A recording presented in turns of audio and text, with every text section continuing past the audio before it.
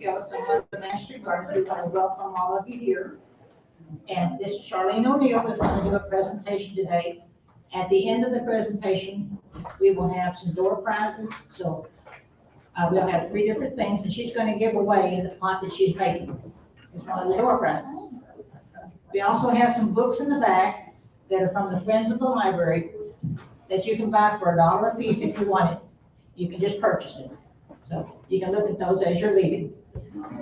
We also wanted to announce that the fair is coming up in September. It'll be that you can start bringing your things in if you're going to put anything in the fair on the 8th, and it'll go through Saturday the 12th. So we encourage you to be there. So anyway, I wanted to introduce Charlene. Let me see if I can hold the microphone and read at the same time. Let's see.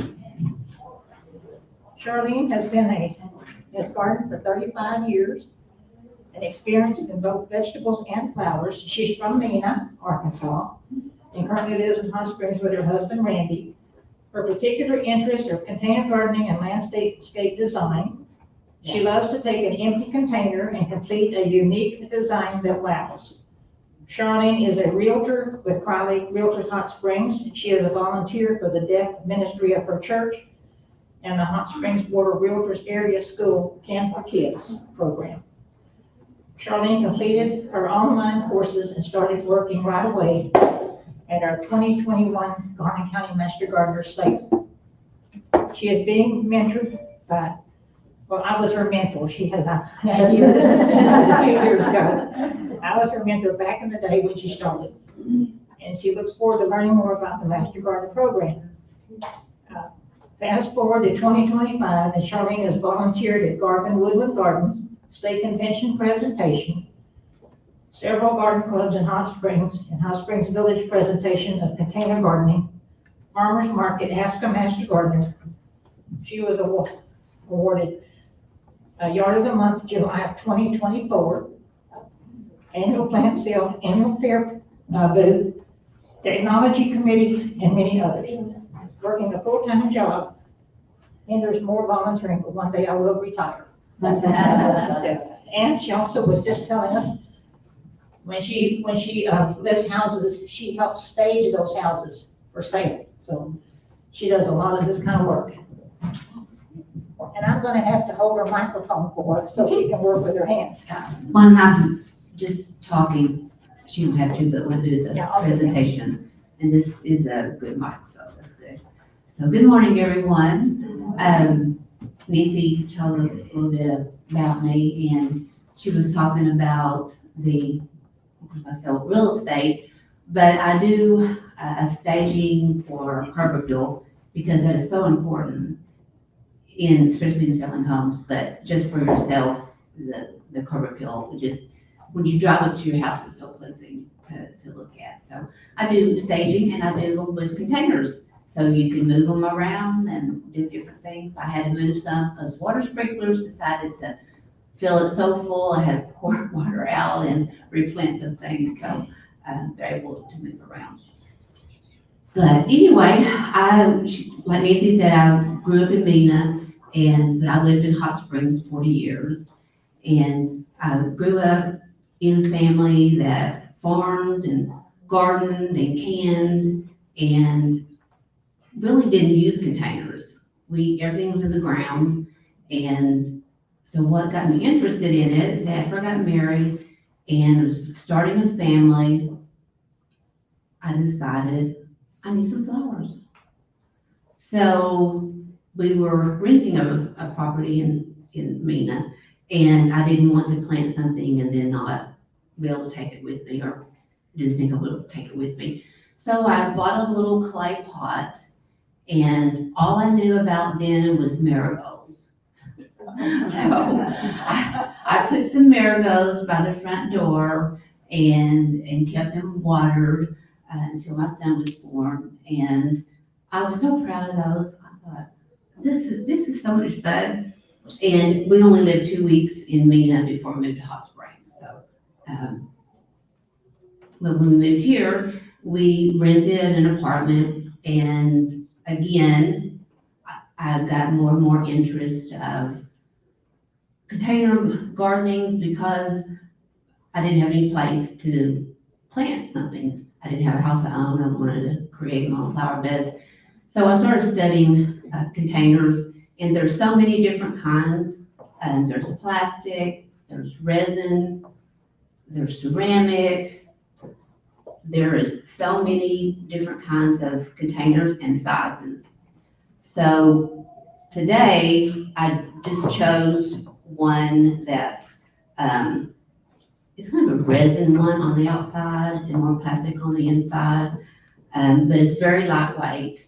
At home, I use ceramic containers because I have an evergreen front, and then I have containers all throughout those evergreens, and I have huge flowers, cannas, purple fountain grass, and they're annuals, except for the cannas.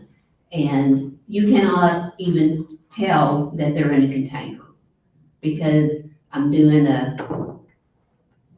one in the middle and then round on the outside, and then the one that spills over. So you cannot even tell that they're containers. They just look like I have them planted in a flower bed. So they're so versatile. The more I studied about it, and I was just like, this is like unlimited. It's like going to Sonic, and they say you can have 1,000 different drink varieties. It's kind of like that container garden because there's so many varieties of plants, but also you have to think about where you're going to put them at. And I do like that you can move them around, but if you're going to plant a sunny area, then you need plants that are for a sun. All of them need to be for a sun.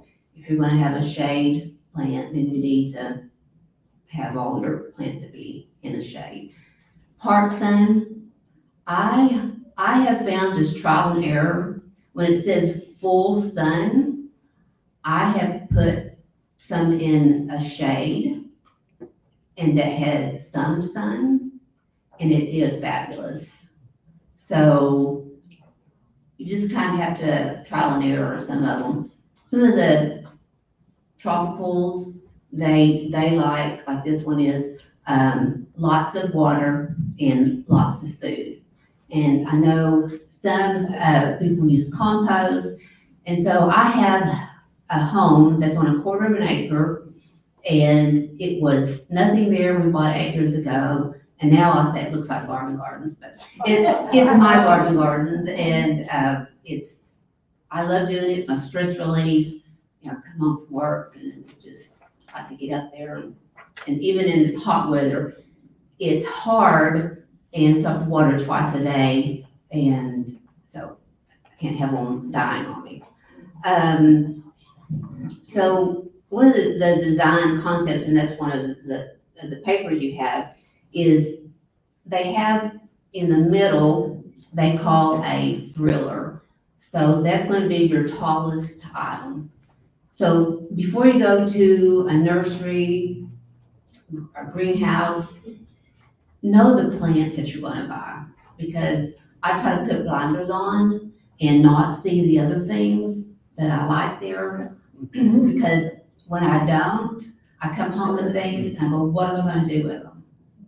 And then I think they do that on purpose. And then I go back and go, well, now I need to add this and that. So I make a list of what plants I'm looking for, and unfortunately I have to go to sometimes several greenhouses. But when I retire, which I don't know when I'll be, I want my own greenhouse. I've already picked it out. They make them in Mansfield, Arkansas, and I absolutely love them. When I've looked at one, and I'm going to have one, and so I can have whatever plants I want when I need them. I've done containers for people that's custom, but I mostly do them just because I love doing them. But anyway, so we have a thriller, and then around the middle we have a filler. So that's going to be a plant that's not as big as the middle one, but that's going to get more bushy. And then you're going to have your plants that's going to be a spiller that's going to grow over the container itself. And that's what we're going to do today. So the soil I use, and I said I don't have a big place right now. When I retire, I'll have to have maybe a mini farm, I don't know.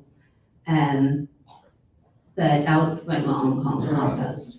But for now, I like this the best. I've used different things, and I like this particular potting soil the best.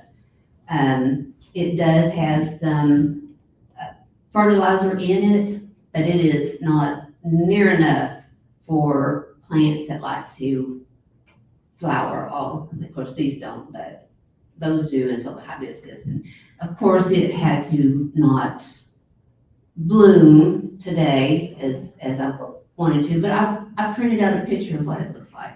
Oh, there's a bunch of buds on it. And then I fertilize with this granular that I pour in a gallon flower watering can and shake it up real good. And I individually fertilize every container every week. And on my angel trumpet trees, I do them twice a week because they are so hungry. And if you want to have continual beautiful flowers, then that's something that you have to kind of dedicate to do that. So I guess we'll begin to get started with it. All right.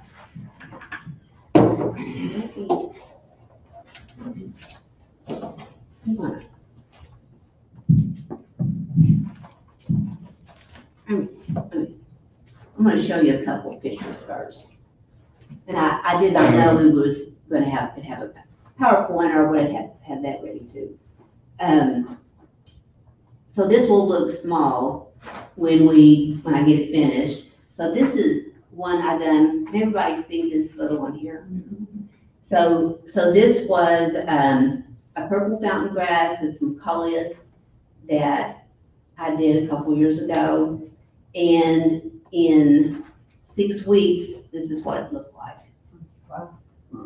So when you first put it together, of course, know how tall each one's going to get, your thriller and spiller, how big you're going to get. So you have to keep that into consideration as well. So you have to be patient, and that's not my best attribute. But I have learned that what I know is coming is good, what it's going to look like. So I just wanted to put that up there too. Okay, so first I start with a container that they got to have holes in it. I have found some beautiful containers, they have no holes and don't even have where you can punch holes. I'm just like, what do you do? There is some things you can do, is take a smaller container that has holes and fill it and put it down in it. If you're absolutely in love with a container that maybe matches at your entrance of your driveway or something like that. But I like the holes in the bottom. So some of the containers I have probably weigh 30 pounds. And so they're very heavy. And what I do to keep from them being as heavy, because once you get all the dirt and everything in there, is if you want to move them, it's very difficult. So at the bottom of the container, I use bark. So over the drainage holes, so if you just put dirt and nothing else in the bottom, the dirt will start clogging up, and then the water won't drain, and then you get root rot. So you put something in the bottom. Some people put rocks, little small rocks, but again, they're heavy. Depends on the size. This size you could use that, but if they're big containers, that wouldn't be very good to do. Some people, them huge, you see them huge black ones that are kind of square shaped, but it's out front of businesses.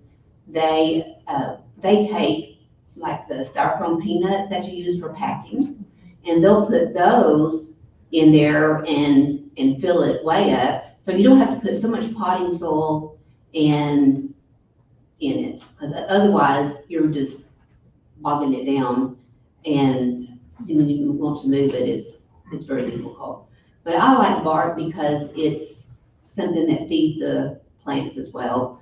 And some people have even used 2-liter empty soda bottles in big containers, which I've never used before, but I've heard people say they've done that. So I'm going to start out with putting in some soil, bark, and I just use this pine bark mulch. There are so many different kinds. People use cedar, which is supposed to be insect resistant. I don't like the color of cedar because I like the natural, and I know they have red, and I know they stain on black, but I like natural wood. So that's just what I like to do. Everybody likes something different. But, so I don't use the nuggets because they're a little bit big, and I think too much soil can get down in them. So in this case, I'm going to put, I think I can put that in like that. And I don't use gloves. I feel like I can't get a good hold of it. You should use gloves. So don't listen to me on that one. And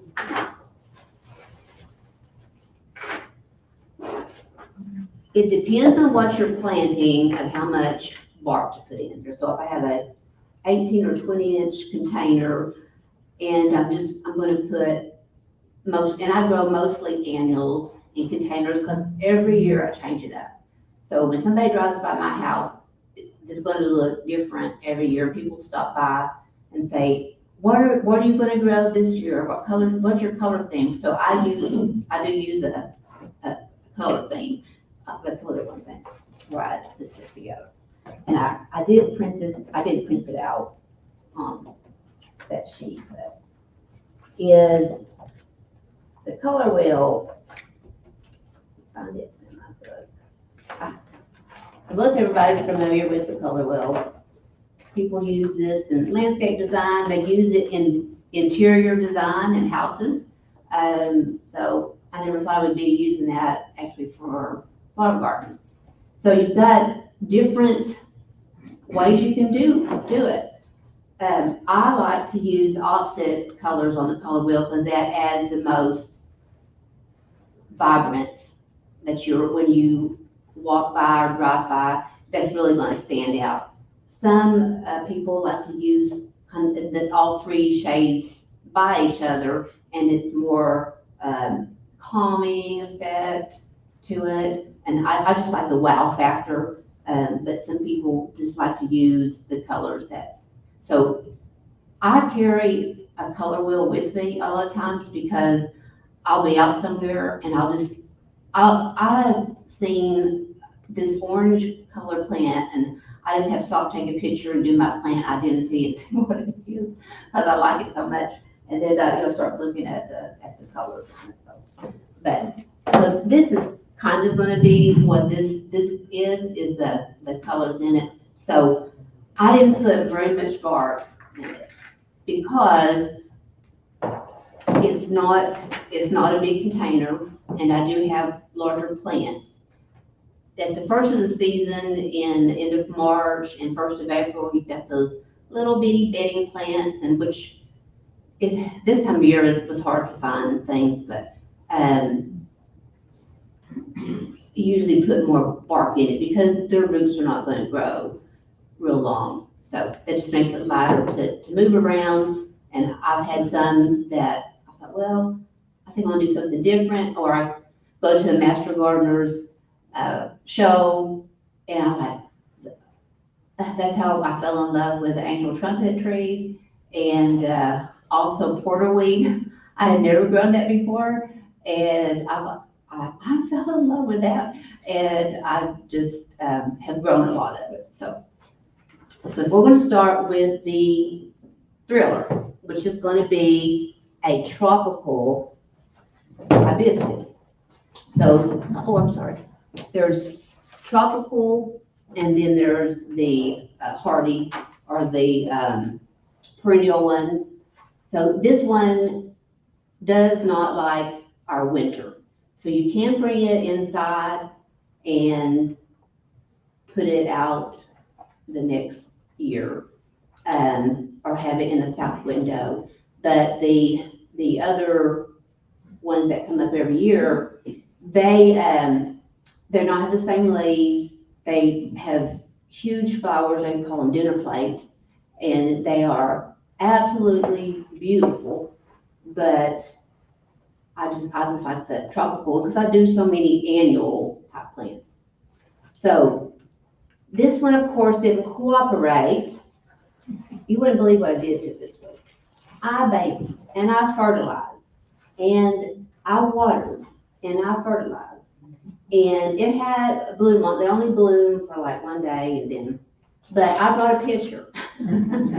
This is what this plant will look like. So as I'm going with the color of the container and then using that color with it and then add these to it. So it's like, you just don't have to, just won't cooperate with me. But it has buds all over it, so whoever gets this, it'll be really nice. Just keep it watered twice a day and fertilize at least once a week. And it will bloom until frost, or you can bring it inside. So now we got to do the soil. I'm going to set this up here so y'all can see it. Get in here. Try not to make a mess. It's kind of difficult at home. Baby. I have to come in and take a shower. I make a terrible mess.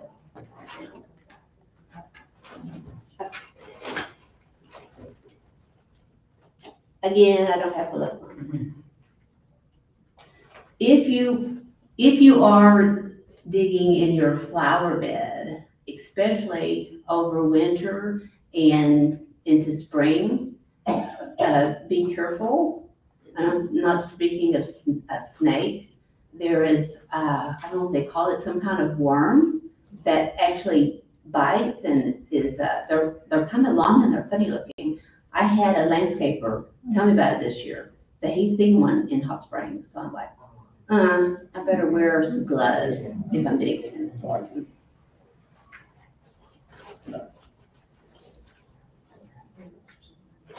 That's rough on your manicure too.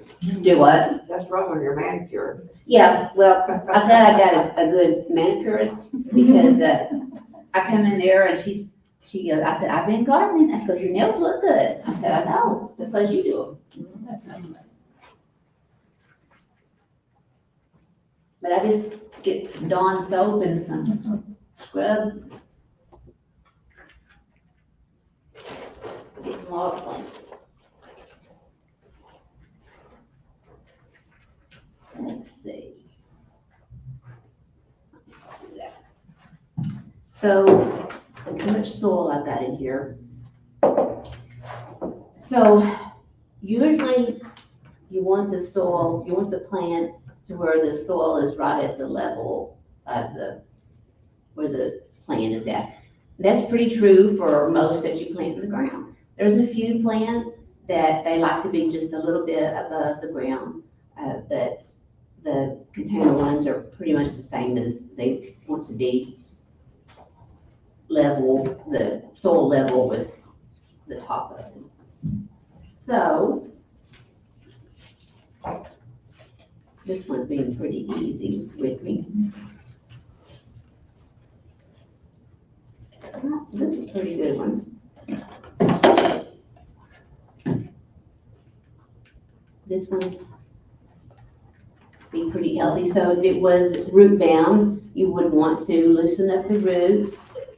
Sometimes you have to cut into them. I try not to buy plants that are root bound, but sometimes you just can't find it. So I sit it right here in the middle, try to sit it right in the middle of the pot. Sometimes it's kind of hard to. So if you're making a container that you're gonna look all the way around, that when somebody walks by and it's all the way, that you can visually see it all the way around, this is the way you would do it, the way I'm doing it today. But if you're just gonna have a container that's gonna be up against the wall and all they're gonna see is the front, then you would want this to be in the back. So you would do a step down. So you do the tallest in the back and then the filler in the next and then the spiller in the front. But this one we're gonna see all the way around. Okay, so I got that kind of sitting there. Let's see how we got. Okay. How far down do you want the level of the soil from the top of the plant? Because when you water it, Right. So that's one thing here that I'm not gonna be able to do, but I want it, sometimes I have to add more soil. So I put it in where I think that it needs to be, and once I get usually this first one in, I water it and see how much down the soil's gonna go. And sometimes, a lot of times, I have to go back in and put more soil, so it's up here level right at the top. Yes, ma'am. In the case when you're not using what I would call a decorative pot, do you ever put holes in the sides of your pots to help with bringing down or bringing the water and the soil, what have you? No, I have never done that. I always use decorative pots. I have some clay pots.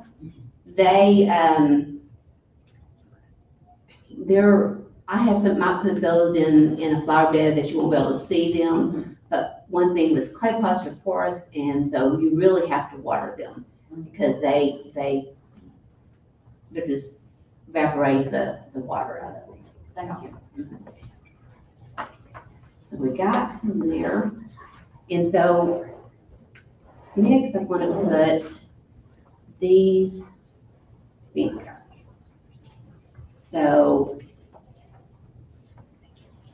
this one is called, it's a watermelon. It's called, it's kind of a watermelon. And I will leave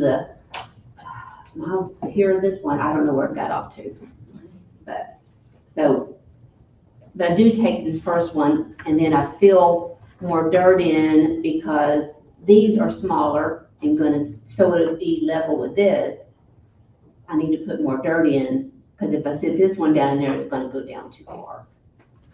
So, Probably let's helps with see. the stability too, right? Yes.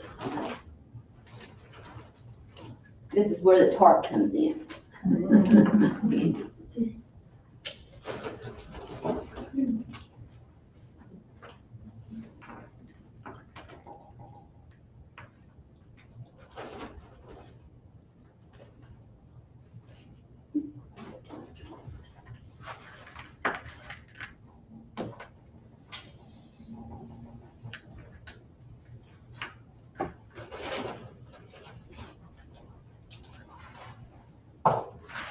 Have you ever used like worm casting? I haven't ever, but if you ever see earthworms in your garden, of course, it's very good for the garden, so I would think the worm casting would be good because it's nutrients. I've had containers, and by the end of the year of the season, because I grow from the end of frost till the beginning of frost. So all my plants, I have all of them bloom continuously. So that's what I'll choose to do. I've tried different ones that bloom like 2 weeks, and I just can't do it. So, put some more there so I can put these other little ones in. And sometimes I may have put too much or I may not put enough. And so I'm going to come on the sides. So I did put in just a little too much. So I'm just going to dig me a little hole. maintenance. Get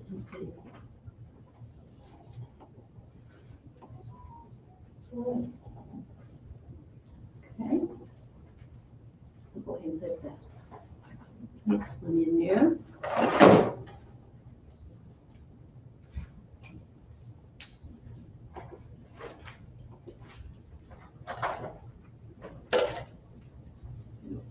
Because they're both the same.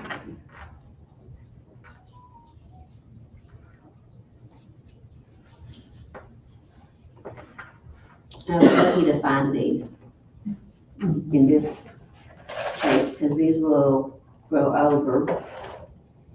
And these asparagus ferns, now they're not full sun happy. And these other ones do like the sun, but that's where the part sun comes in at. So trying to find, I like the sweet potato vine. I use that a lot. But sometimes I like texture. So you've got different things going on. You know, again, you'll have this in the middle, and then you have the different textures, and then you have the texture of the asparagus.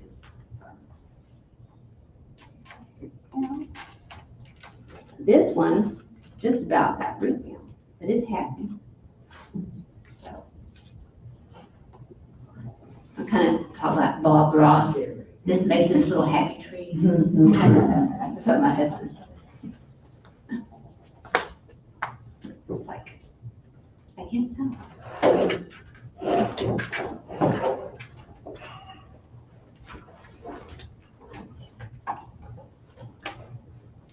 And come on this side. We got one more spot. So depends on the size of the pot, the size of the plant, the maturity of the plant, of what plants to put in there. So that's why there's so many different arrangements that you can make. So I usually go with plants I like. There's some, I used to love petunias, and when Purple Wave or the Wave came out, I absolutely love them. I love them, but now I'm not crazy about them. I'm like, I don't like petunias as much. They come out with, I like Impatiens, and then they come out with the Sun Patience. I'm like, oh my gosh, they got the sun. So, but it's usually what, that is my taste. But some people like different things. So in September, I'm gonna do a bulb container garden that's gonna be interesting. What's it gonna be? It's bulb, we'll have it at our Master Gardeners meeting in September. So it'll be three types of bulbs, and they come up at 3 different times a year. In the fall? In the spring. Oh, it's spring, okay. Yes, ma'am. That asparagus fern, it's a little root down. Now, what do you recommend kind of opening it up? Open it up. Yeah, I've always wondered, should you mess with it and open up those roots or soak it to? Right. Well, this is really wet because I had watered them real good. And it's not root bound on the bottom. That's one of my bigger concerns is the bottom, and I'll really cut that. But because these are not, the roots are not very big, I wouldn't mess with them. Oh, because I always wonder, because I feel like I'm ripping up hair, you know? Yeah. I'm ripping somebody's hair up. Yeah, and I don't if it's something like this, but I bought at some nurseries that they were so bound up, I mean, you couldn't even hardly see the dirt.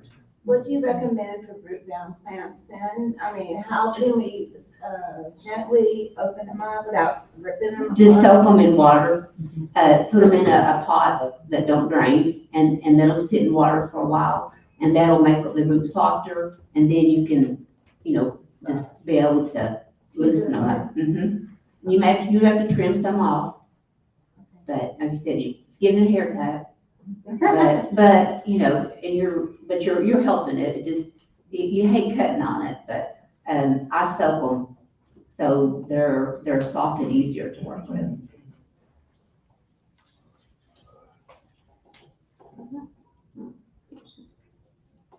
Got that one in there. So now, we've got to, and I brought this and I even used it.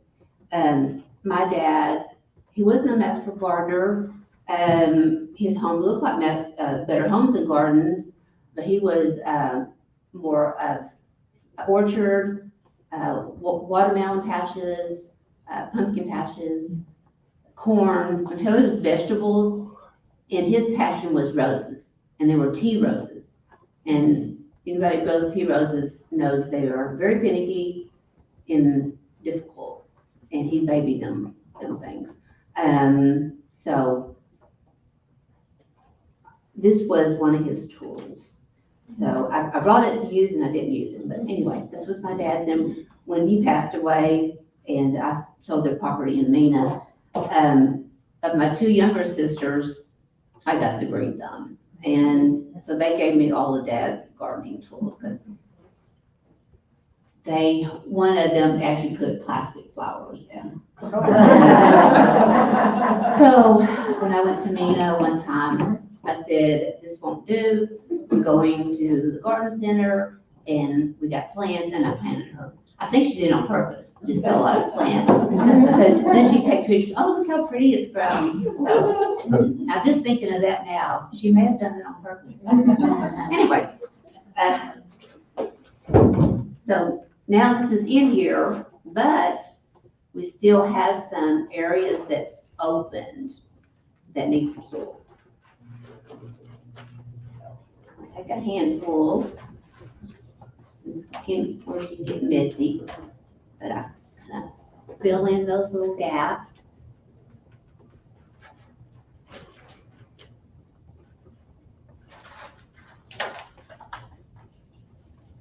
And again, I would have watered it and let the dirt soak in there. So I'm gonna put actually a little more dirt than I normally would, because I know when it's watered, it's going to sink down. The soil is going to sink down more from the top of the plant. Let's see.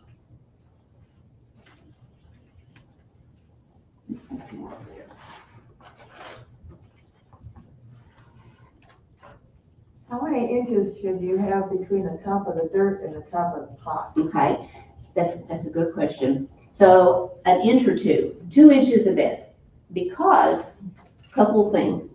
When you water them, then you don't want the water to run over or splash over. What I do is I want a couple of inches, because I put the top, at the very top of the plant, I put bark. And so when I have a baby one putting together, you can really see the bark. But the bark not only protects it from loss of moisture, it also, when you water it, it doesn't start splashing all that dirt out. And you have to be replacing the dirt. And plus it looks nice. So you get several reasons to put the bark. Is there a bark you shouldn't use? I like this because it is smaller, and if I use the larger pieces of bark, it doesn't lay well in there. But wood, what wood bark? Oh, What kind pine. of wood bark? I use pine. You can use cedar, hardwood, but rocks. You can use different things. And I get a kick out of going to Hot Springs Village, and Nancy lives there, and I've sold property out there.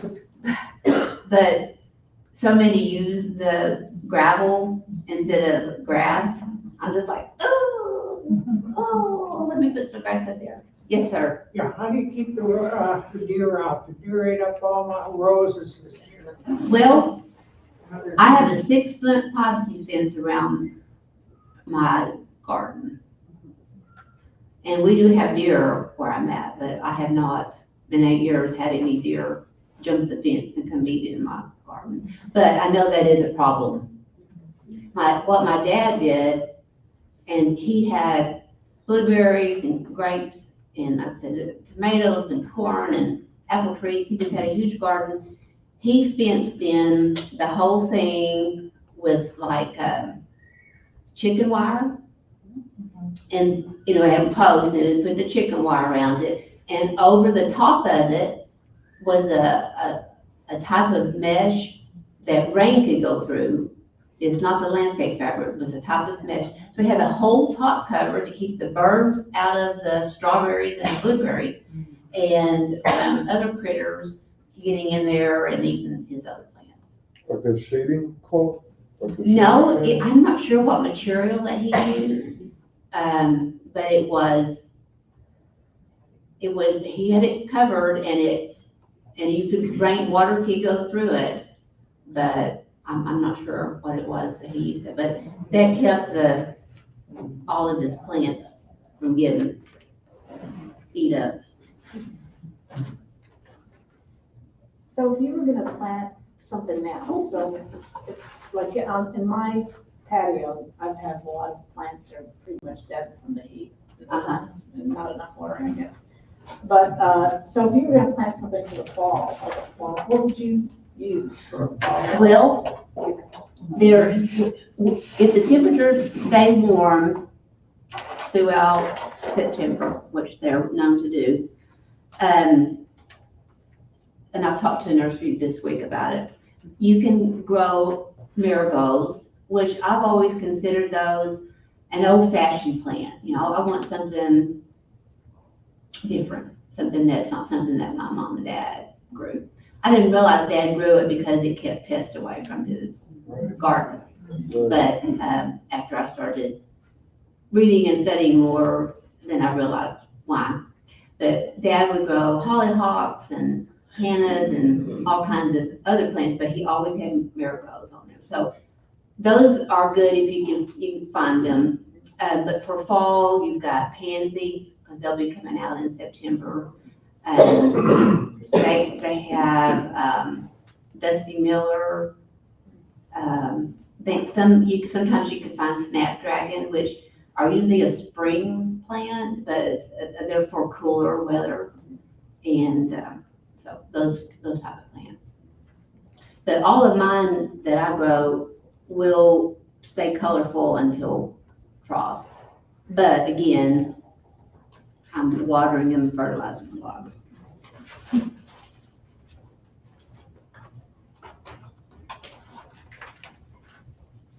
Forgive me if you said this already. I heard you say that you feed them once a week. How often do you water them in these conditions? In these conditions, twice a day. Twice. So I will water early in the morning, but at night or at evening, be careful, because I don't water a top. I take the water hose and I do it from the bottom. So they're not getting on the leaves, because at night if they sit, you get mildew and things like that happen on them. If you have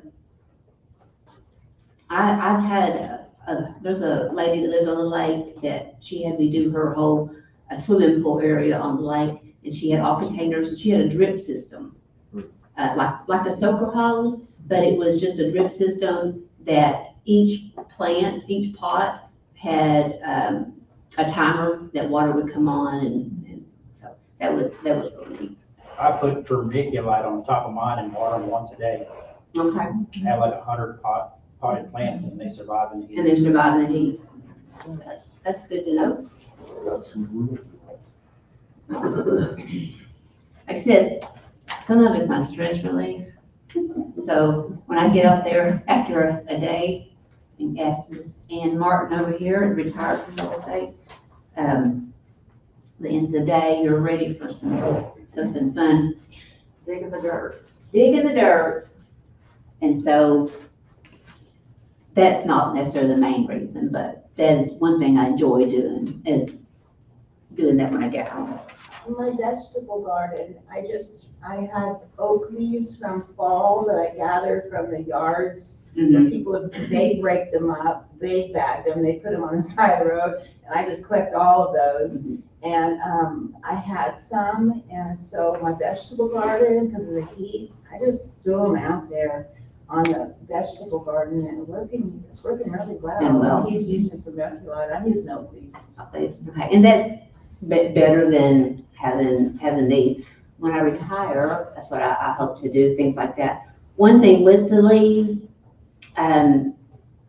if they're freshly cut up and bagged, that you use them right away. But if they have sit, be sure they don't have mold in them, because they can get moldy. And that's where you're supposed to turn the compost, and because it can get mold in them. Oddly enough, they were still in the bags that Mhm. I collected them in.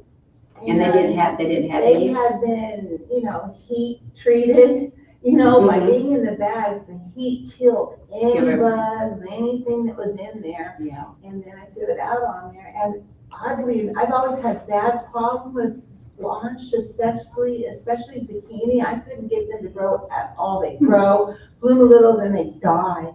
And I've got zucchini. Yeah, well, that's good. And I'm almost done. Just getting bark all the way around here. Not making this. I got it all the way. Now I would do a real good watering, and I do a lot of maintenance. So I clip things and I like plants that don't, you don't have to deadhead so much, but there's not very many. Okay. All right. Any other questions? Yes, ma'am. And you recommend some shade plants. Some shade plants?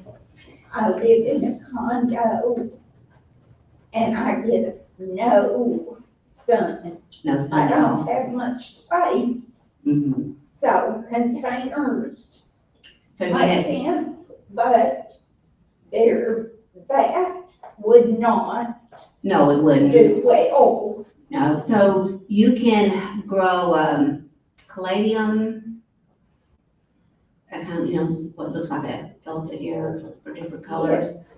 Coleus, they have really used to be all shade, and now you can put them in the sun. So there's still some that's more likes the shade, but I like, because I've used to put them in the sun. Also impatiens, if you want the color, not the sun patience, but the regular little small flower impatiens, they will take, and they'll add that color to you. Yes, ma'am. Hellebores, Yeah, Hellebores. and they're evergreen and you'll get winter bloom. And they're perennial, they'll come back every. Thank you. they're hard to find now sometimes. Yeah, you have to find them in the spring and Yeah. winter. Garlic honey. And Master Gardener. Yeah. Hang around with Master Gardener. You'll get to know all of them. Man, Yes. You talked about like when it gets to a certain point in the season where some of these outdoor plants will potentially go indoor. Is there like a treatment method to like get rid of any kind of bugs or anything that may be in there? This might be a silly question. I just always worry No, about getting that's bugs a in my good house. question. I have, you can use a natural spray for white flies and different bugs, is Dawn soap, vegetable oil, Yeah, okay. baking powder, or water. I have used that. Also use a neem oil, and then they have one that's an insecticide. I ended up having to use that on my angel trumpets because bugs just decided to just attack it, and I was so upset. So I did get some insecticide, and that did the trick. Okay. So I spray everything down real good, all the leaves, and just clean off all the top, and then any of the dead leaves that's fallen in, and do a good spraying. Do you have your angel trumpet in a pot or in the ground? They're all in the pot. Yeah. Yes, sir. Do you grow your own or do you buy them somewhere? And where can you get some that doesn't cost an arm and a leg? Year-round. For an angel trumpet? For which plant? Yeah, where do you get your plants that doesn't cost you an arm and a leg? Oh, my plant, oh, these plants? I get them at Lowe's, garden centers, and they, like you said, are more costly. I do propagate some of the easier ones, the coleus and things like that. But there's really, unless you find friends that will trade with you, and our master gardeners, we have our master gardener yearly plant sale in every April, and we do a lot of advertising on it, and you can get plants at good prices, and we have lots and lots of variety. Anybody else? Yes, I see that you use plants that are already blooming. yes. Should you buy blooming plants, or do you recommend we get one that's almost blooming and give it a week in a pot? That's a good question, because I have learned on that one. So, especially this one that has buds all over it. It wasn't my intention that it was I wanted buds on it, but I wanted to have the flower so you can really see how it looks. But I will not buy a plant without having a bud color open. Because what's on the tab is not usually what the plant is. Especially when you're at convention and you had to grow something for 6 weeks that said it was an orange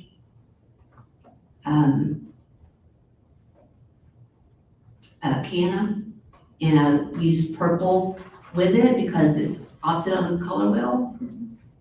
And they guarantee me, I said, do you know what's gonna happen if it's not orange? I will be coming and seeing you.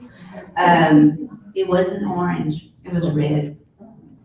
So I had to add some more colors to it to match up, but yes. I only buy plants that have that color on it. Yes. I bought a hardy hibiscus at Garden of Eden this spring, and it was supposed to be red, that's what the tag said. It's as white as it can be. It's pretty, but I wanted red. Take it back to Harry Well, and tell him it's you in want the your money brown, back. it's in the brown, so I'm stuck with it. Yeah, that's what happened, and it's hard at the first of the season. You don't have that color already, and you're wanting a red one, and just the opposite is a white one. So it's very difficult to wait, but I wait. And my dad always told me, don't plant anything until after Easter, no matter when Easter is, March or April. Don't plant, it will frost. It will frost. So, this year I did plant before Easter, but I put it in containers so I can move them in.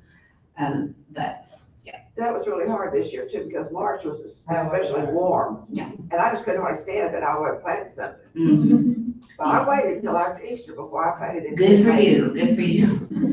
Because it'll, especially if it's, I have a beautiful hydrangeas that's in the summer, and I have old bed sheets, and I've covered those things so many times because it grows on old wood.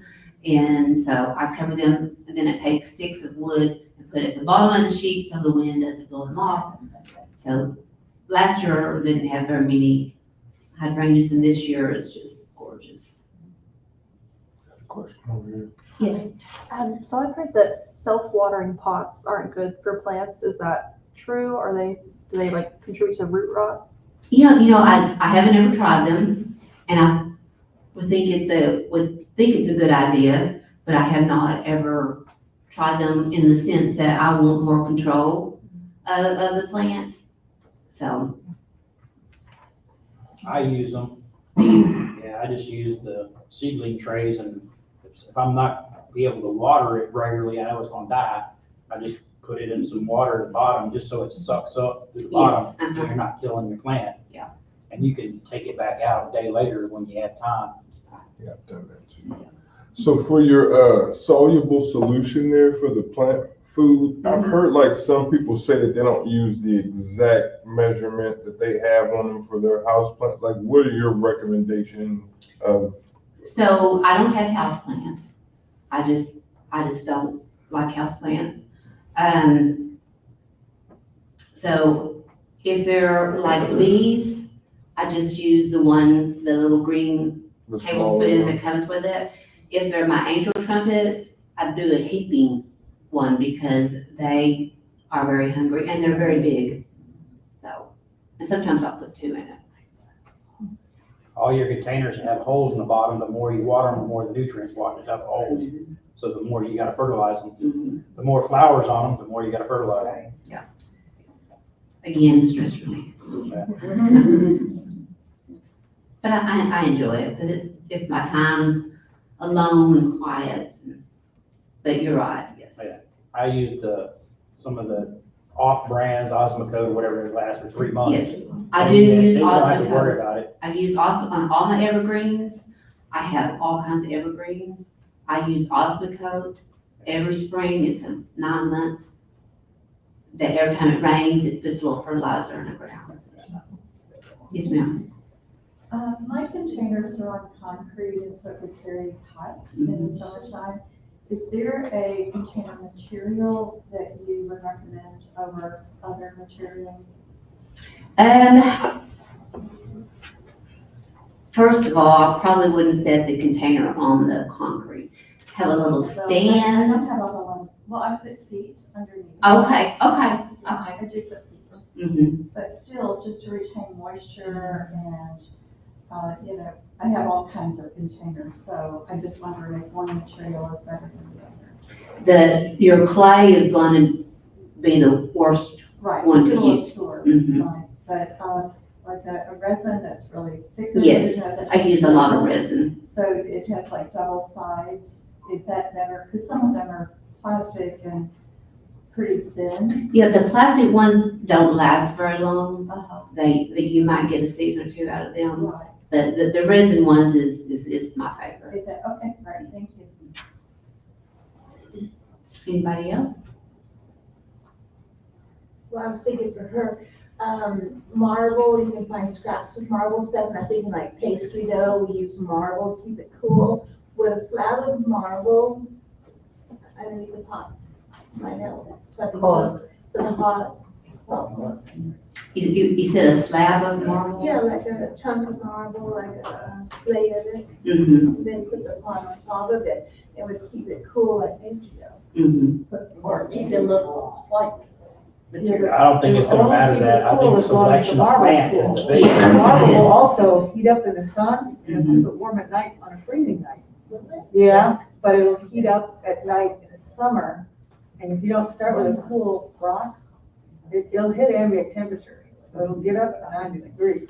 I'll have to look that up, because when I was in Greece, the whole roads are marble. And they just glisten in the sun, and I don't remember them being hot, and it was hot. Is it marble or granite? No, marble, because all around, Armenia, all that old area is all marble roads. It's really cool, not asphalt. A selection of plant. Yeah. And if you've got a west-facing house in the afternoons, it is hot, no matter what you're doing. And one of my favorites for that, I found was a porterweed. Porterweed, purple fountain grass. Yes. Lantana. Yeah. Lantana. I got lots of lantana. I couldn't find the lantana. I would have used lantana. I love lantana.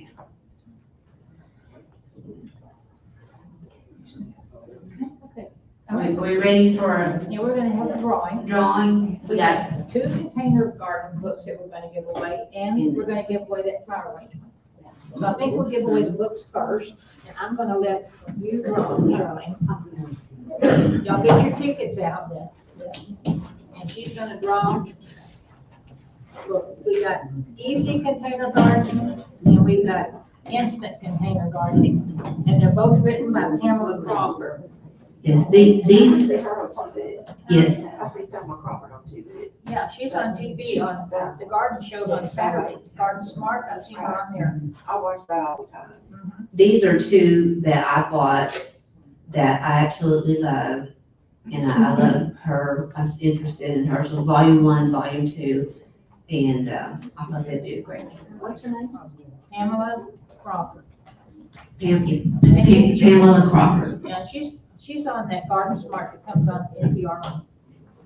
There's a lot of pictures and information in them. So we'll just draw for the first, this one first. Get your tickets and we'll let you draw. Number, I can see it close, let's see far away, 6597649. That's me. Say it again, let me make sure.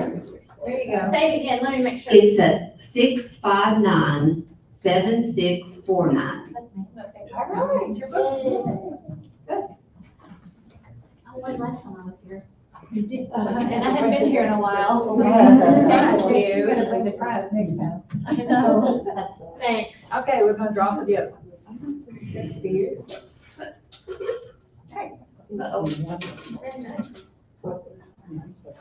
This one is 6597656. Oh, good, good.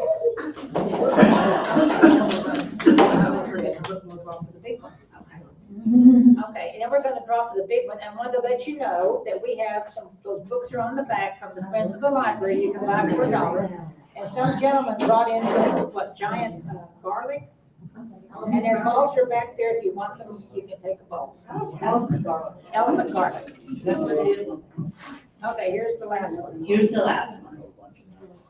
6597647.